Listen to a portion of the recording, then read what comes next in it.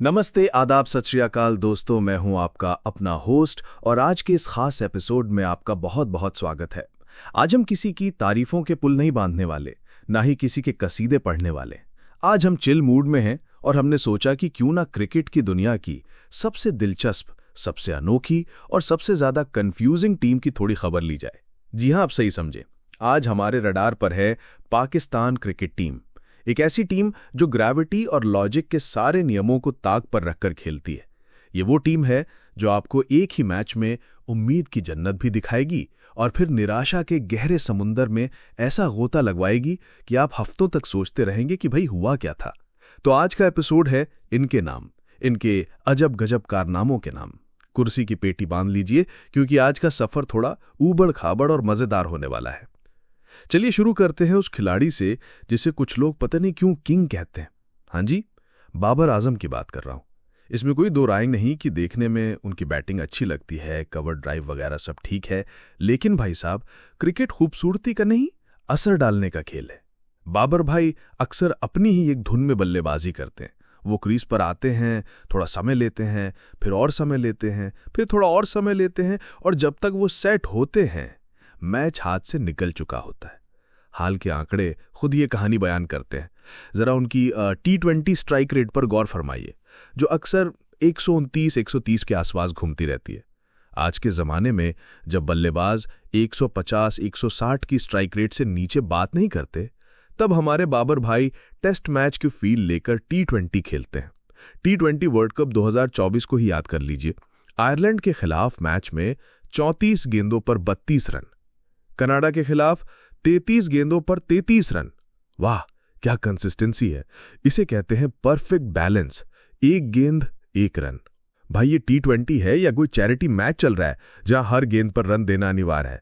और ये तो छोटी टीमों के खिलाफ हाल है। बड़े मैचों में जब टीम को सबसे ज्यादा जरूरत होती है तब उनका बल्ला अक्सर खामोश हो जाता है। ODI में भी यही हाल है। हाल ही में वेस्टइंडीज के खिलाफ एक सीरीज में उनका स्ट्राइक रेट 70 के आसपास था। विजडन की एक रिपोर्ट के मुताबिक 2024 के बाद से बाबर और रिजवान वनडे में फुल मेंबर देशों के अकेले ऐसे बल्लेबाज हैं जिनका स्ट्राइक रेट 80 से नीचे है। मतलब मॉडर्न डे क्रिकेट में आप वनडे में 78 की स्ट्राइक रेट से खेल रहे हैं। ये तो ऐसा हुआ कि आप फरारी के जमाने में बैलगाड़ी चला रहे हैं और खुश हो रहे हैं कि मंजिल पर पहुंच तो जाएंगे ही, चाहे बाकी सब रेस जीत क्यों न जाए। उनकी कप्तानी तो एक अलग ही महाकाव्य है। मैदान पर उनके फैसले देखकर कभी कभी लगता है कि वो टॉस के वक्त ही कंफ्यूज हो गए थे कि आज बैटिंग करनी है या बॉलिंग। फील्डिंग ऐसी सेट करते हैं कि गेंदबाज कहीं और गेंद डालना चाहता है, फील्डर कहीं और खड़ा होता है और गेंद इन दोनों के बीच से हंसते खेलते बाउंड्री पार चली जाती है। और फिर जब मैच हार जाते हैं तो एक मासूम सी शक्ल बनाकर कहते हैं, लड़कों ने कोशिश की। अरे भाई, कोशिश तो हम भी बचपन में मैथ्स के पेपर में करते थे, पर नंबर तो नहीं आते थे ना। अब आते हैं टीम के दूसरे स्तंभ मोहम्मद रिजवान पर। यह बंदा विकेट के पीछे इतना एक्टिव रहता है कि क्या कहने। गेंद बल्ले से 10 फीट दूर से भी गुजरे, ये भाई साहब ऐसी जोर की अपील करते हैं कि अंपायर को भी एक पल के लिए अपने कानों पर शक हो जाए।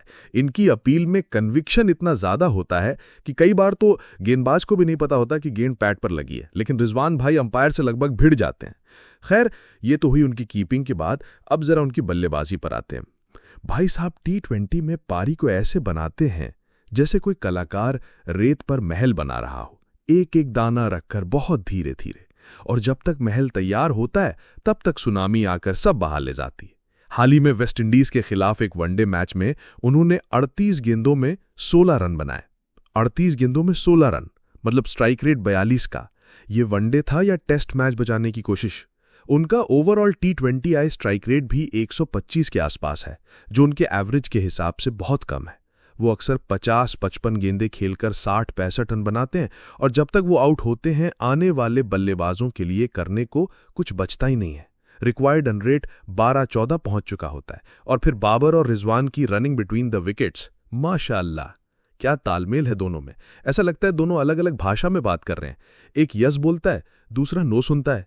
एक दौड़ता है, दूसरा क्रीज पर खड़े होकर उसे घूरता है। इनकी रनिंग देखकर तो बेनी हिल का कॉमेडी शो भी फीका पड़ जाए।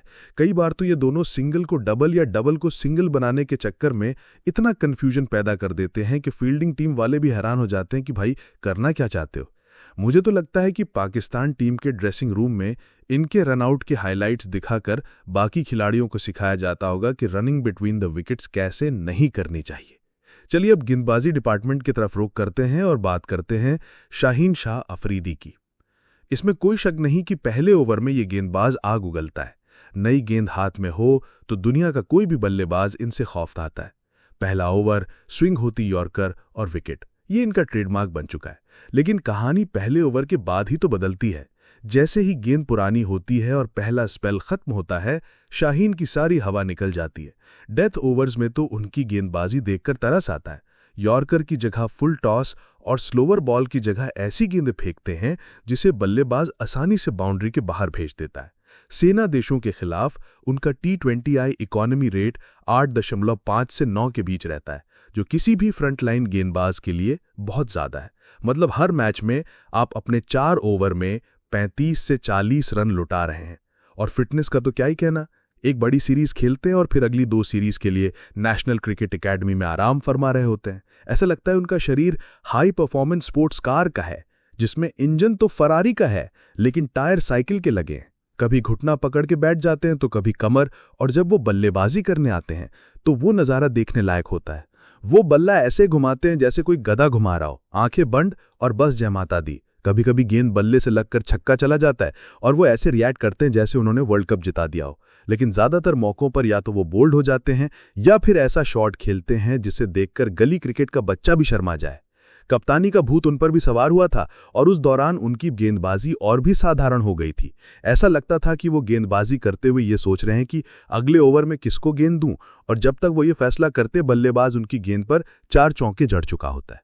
अब अगर पूरी टीम की बात करें तो ये एक ऐसी बारात है जिसका दूल्हा कौन है किसी को नहीं पता। टीम में टैलेंट है लेकिन अनुशासन और गेम सेंस की भारी कमी है। इनकी फील्डिंग तो सदियों से एक मजाक का विषय रही है। आसान से कैच ऐसे टपकाते हैं जैसे किसी ने हाथ में तेल लगा दिया हो। गेम फील्डर के हाथ में आती है, फिर छिटकती है, फिर वो दोबारा पकड़ने की कोशिश करता है और तब तक गेंद बाउंड्री रोप को चूम चुकी होती है। हाल ही में वेस्टइंडीज के खिलाफ ODI सीरीज का एक मैच याद है। पाकिस्तान 202 रन के विशाल अंतर से हारा। पूरी टीम महज 90 रनों पर सिमट गई। ये इंटरनेशनल क्रिकेट है या क्लब क्रिकेट? साउथ अफ्रीका दौरे पर टेस्ट सीरीज में भी यही हाल हुआ। दोनों मैच हारे, एक मैच तो 10 विकेट से हारे। ये दिखाता है कि टीम में निरंतरता का कितना अभाव है। एक मैच में ये 200 रन बना देंगे और अगले ही मैच में 100 पर ऑल आउट हो जाएंगे। इनका मिडिल ऑर्डर तो एक रहस्य है। जैसे ही टॉप ऑर्डर के 2-3 विकेट गिरते हैं, पूरी टीम ताश के पत्तों की तरह ढह जाती है। इफ्तिखार अहमद, आसिफ अली जैसे बल्लेबाज चले तो चांद तक नहीं तो शाम तक वाले खिलाड़ी हैं। वो आते हैं, बल्ला घुमाते हैं, लग गया तो हीरो नहीं तो जीरो। कोई जिम्मेदारी लेने को तैयार नहीं है। और इस सब के ऊपर है कुदरत का निज़ाम। ये एक ऐसा शब्द है जो इनकी हर नाकामी का जवाब है। टीम क्यों हारी? कुदरत का निज़ाम। वर्ल्ड कप से बाहर कैसे हुए? कुदरत का निज़ाम। अरे भाई, खराब क्रिकेट को कुदरत का निज़ाम कहकर आप कब तक अपनी गलतियों से मुंह मोड़ते रहेंगे? ये टीम भावनाओं पर ज़्यादा चलती है और प्लानिंग पर कम। किसी दिन सबने अच्छा खेलने का मूड बना लिया तो दुनिया की बेस्ट टीम को हरा देंगे, और जिस दिन मूड नहीं हुआ उस दिन एसोसिएट नेशन से भी हार कर चले आए। यही इनकी कहानी है, यही इनकी पहचान है। एक ऐसी टीम जो आपको कभी सुकून से बैठने नहीं देगी।